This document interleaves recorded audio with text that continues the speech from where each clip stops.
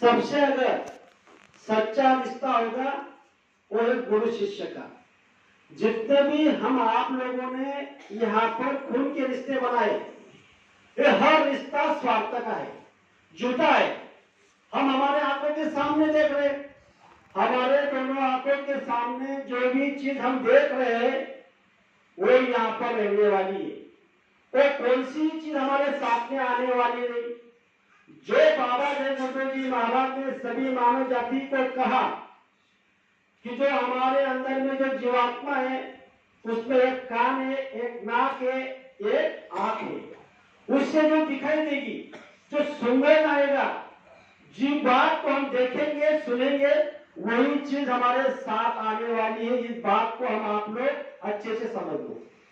हम आप लोगों को भ्रम आ जाता है कि हम जब तक है तब तक सब कुछ है, लेकिन हम हमेशा के नहीं रहने वाले। लेकिन हम आप लोगों ने देखा है, आया तो जाएगा, राजा रंग के फकीर, एक चढ़े सिंहासन, एक बंधे जंजीर।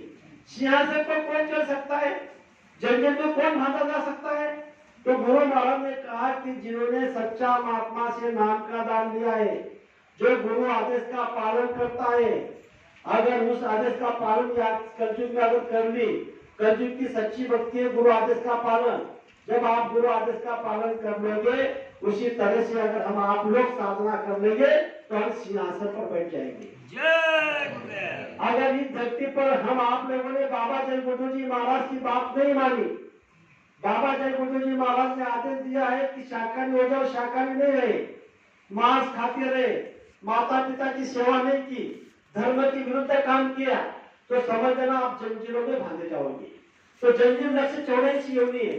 हमारे आंखों के सामने देख रहे पेड़ पौधा, कुत्ता, बिल्ली, कीड़े मकोड़े, पता नहीं कितने पंछी सब कुछ जितने भी हमारे आंखों के सामने, ये सब जंजीरों में लक्ष्य चौड़ाई सी होने में बंधे।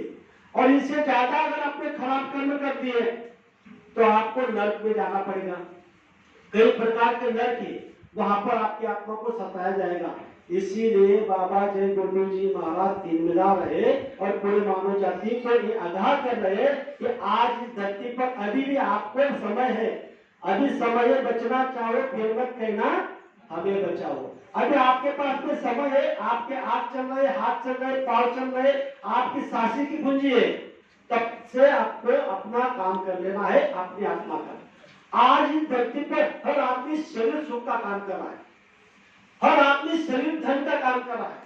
यहाँ पर जितने भी लोग देख रहे हो कि हर आदमी बुद्धि अपनी खर्च कहाँ कर रहा है, ज्यादा से ज्यादा मेरे पास धन आ जाए, ज्यादा से ज्यादा प्रॉपर्टी मेरे पास आ जाए, ज्यादा से ज्यादा गाड़ियां मेरे पास आ जाए, ज्यादा से ज्यादा जितनी भी प्रॉपर्टी है सब मेरे पास आ जाए।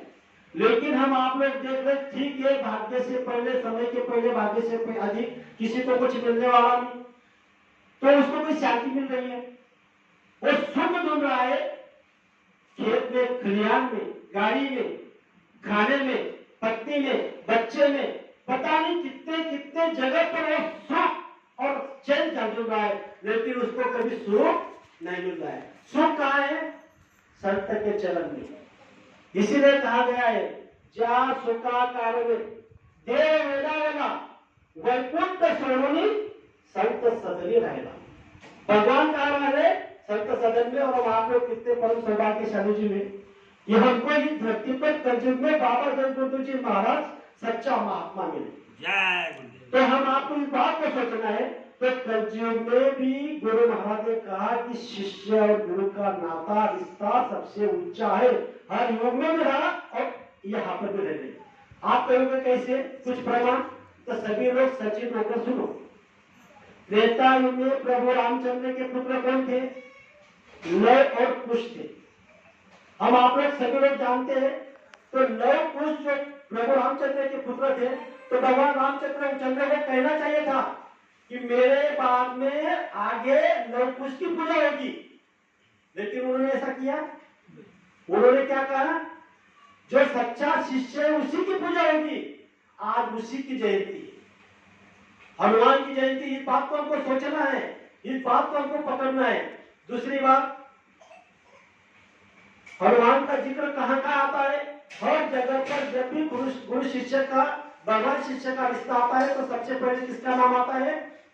हनुमान का आता है। इस पर जो प्रमाण दिया हुआ है, एक बार विष्णु भगवान रास्ते से जा रहे थे, जैसे विष्णु भगवान टहल रहे थे, उधर से नारद मुनि आए। नारद मुनि आकर नारद मुनि ने कहा, श्रीमन नारायण नारायण नारायण। हर समय में नारद मुनि क्या कहता था? श्रीमन नारायण नारायण नारायण। तो नारद मुनि ने विष्णु भगवान की तरफ देखा, देखते देखते रह गए। देखा कि विष्णु भगवान के पास दो डायरियां हैं। एक डायरी विष्णु भगवान ने छाती पे लगाई हुई है और दूसरी डायरी विष्णु भगवान ने अपने हाथ पे लगाई हुई है नीचे।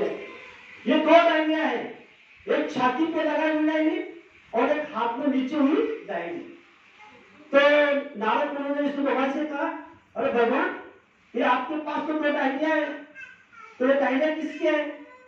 तो विष्णु भगवान ने कहा, सभी ध्यान से सुनो, विष्णु भगवान ने कहा कि जो मैंने मेरे छाती पे जो डायरी लगाई हुई है, इसमें वो शिष्य का नाम है जिसे मैं याद करता हूँ। छाती पे लगाई हुई डायरी पर किसका नाम था?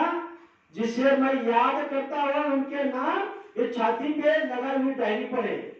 और जो डायरी मेरे हाथ में नीचे है, वो डायरी में जो शिष्य, जो प्रेमी मुझे याद करते, जो विष्णु भगवान को याद करते हैं, उसका नाम नीचे की डायरी में, और जिन्हें मैं याद करता हूँ छाती मेरे पास में।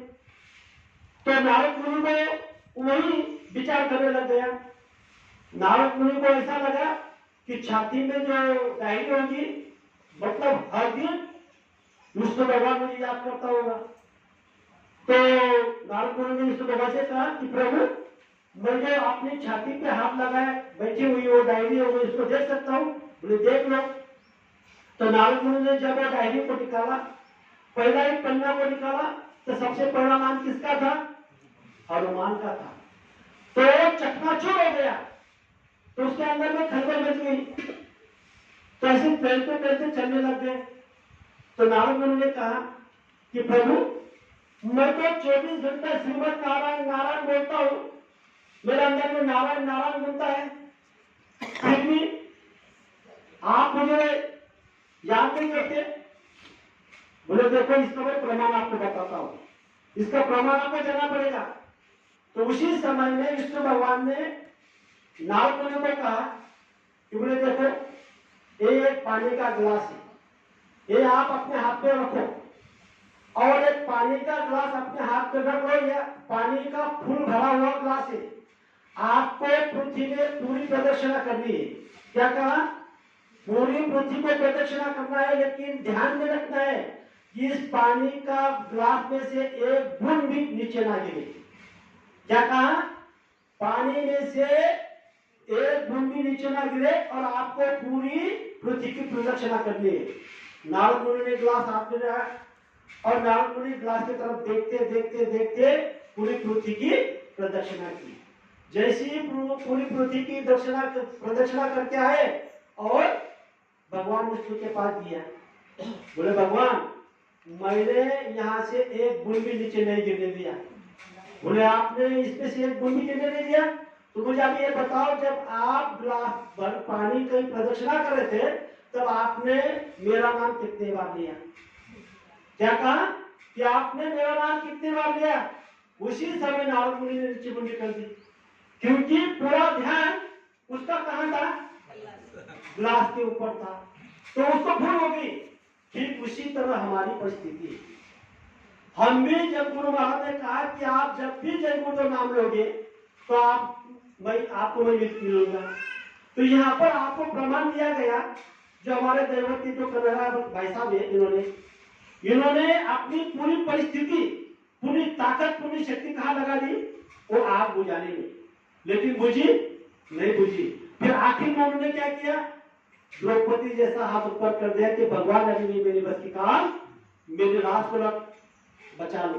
अगर जो मेरा पड़ोस वाले का अगर चारा, मतलब करवा, हम लोग बोलते हैं घास, गाय का, भैंस का, वो अगर जल गया तो भारी नुकसान होगा, झगड़ा भी होगा और पैसा भी देना पड़ेगा। तो ये लाश किसने बताई? गुरु महाराज ने बचे। तो हम आपको इसको सोचना चाहिए कि ऐसा कोई प्रेमी नहीं है इस धरती पर जिसको गुरु महाराज ने नाम का दान दिया और उसे अनुभव नहीं हुआ होगा। हर प्रेमी को अनुभव हुआ है, लेकिन किससे? नाम से। अब आपको इस बात को पूछना चाहिए हमारे अंदर में कि हनुमान जी